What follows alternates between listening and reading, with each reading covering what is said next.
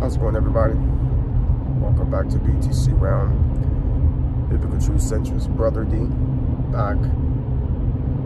Another video. Very unfortunate video, as you can see by the title. My sister has gotten the vaccination. Now, I have two sisters. I have my sister with my mom, and I have a sister with my biological father. Me and her really don't have a relationship, and I've only seen her a handful of times, to be honest with you, throughout my whole life. So for me to put this out there, it's not really that big of a deal to me, but nonetheless, it's still sad because she, at the end of the day, she is my sister, the daughter of my father, and for her to go along with being vaccinated, I just can't really comprehend, why. She does work in the medical field, hospital. She's a registered nurse, and the state of Texas, that is.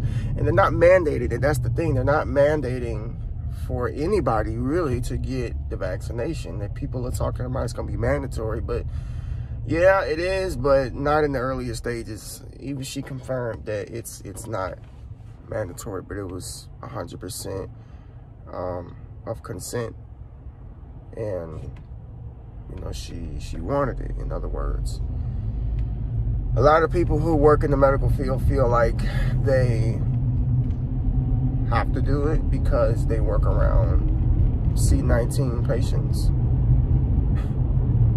It just sounds so silly just saying that. But I have a video I made about a month ago, me talking to a nurse in the hospital. She says she's not going to do it. So it's like half and half. There's some nurses who say they will, there's some that say that they won't. And she's basically documenting, how she feels. As the days go on, this is the third day she's logging in every single day that she has taken the vaccination. And I think it'll be a good thing to have data. I'll say, I hate to put it like that, but she's decided to make herself a science experiment.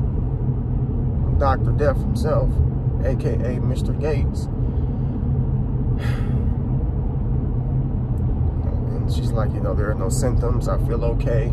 Of course, you're going to feel okay the first couple of days, because it's not something that you're going to get one time. You see, I think that's what some people are forgetting. This is not like the flu vaccine. This is something that you're going to have to continuously get several times over time. It's not like getting one shot and then you're covered for the season. No. They continuously say that the C-19 is mutating. I'm talking about that right now. Not really making headlines, but supposedly it's mutating and it's turning into a more stronger strain that is supposed to hurt, cause damage to kids. A lot of times you see the adults out in public with the mask, and the kids, they don't have the mask because they claim that they claim the kids are safe, which makes no sense to me, because children have weaker immune systems than adults, but I digress. It just goes to show you how much people actually believe when talking about this. So apparently there's going to be a strain that comes out that's strong, so strong that it affects the children and babies and stuff. And then they're going to come out and say that what was produced right now that people are getting is insufficient to the new strain. So we're going to have to create a stronger vaccination. We're going to have to create something else for you to take over time. So my thing is this: how much longer are people going to let the powers that be have their way with their bodies? They forced you to stay at home. They forced you to put something on your face, and now they're putting this vaccination that they're claiming is not going to be mandatory, but they're going to make it darn near impossible for you to live in society with any type of normalcy. They're going to make it darn near impossible for you to even travel. They're going to make it impossible for you to do anything. But yet they say it's not mandatory. You know, you don't have to do it. But they have their loopholes. They have their loopholes. We cannot expect everybody to be on the same page when it comes to this, because, oh, just a second. Sorry about that. I was kind of forced off the road by that ambulance. But anyway, I have people that I know, you know, family members, acquaintances, that are gladly gonna take this shot, that gladly want to be pumped full of stuff. And you can provide as much information, and this is all from me, this is what I've gathered this year. You can provide as much information as you want to. It can be 100% true, it can be verifiable, but the fact is the seeds of fear have been planted and they have sprouted in the mindsets of individuals in society right now.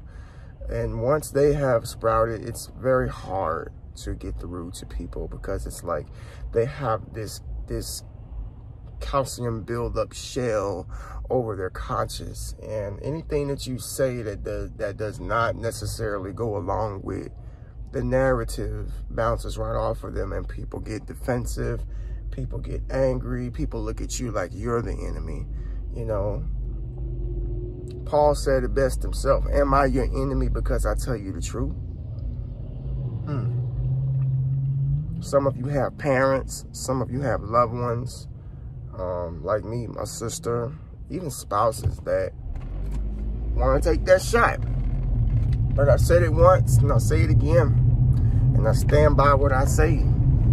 Do not take that shot. I don't care what they threaten you with. I don't care what they say you can't do or where you can't go. Don't care. If you serve the God of Abraham, Isaac, and Jacob, you don't have anything to worry about. God is the way maker.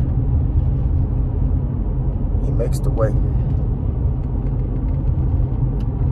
The Bible tells us in the book of Joshua to be of good courage and do not fear, for the Lord thy God is with you. There's nothing that people can do to us to take away our confidence in God that we have. Amen. God bless you all. Thank you very much for watching. Keep my sister in prayer. I hope nothing happens to her, because I hope nothing happens to anybody. But, you know, the evidence is there, and we've already seen what has happened to some people who have decided that they wanted to take this shot. So you just make sure you don't take it. If you're new, consider subscribing. God bless you. Peace.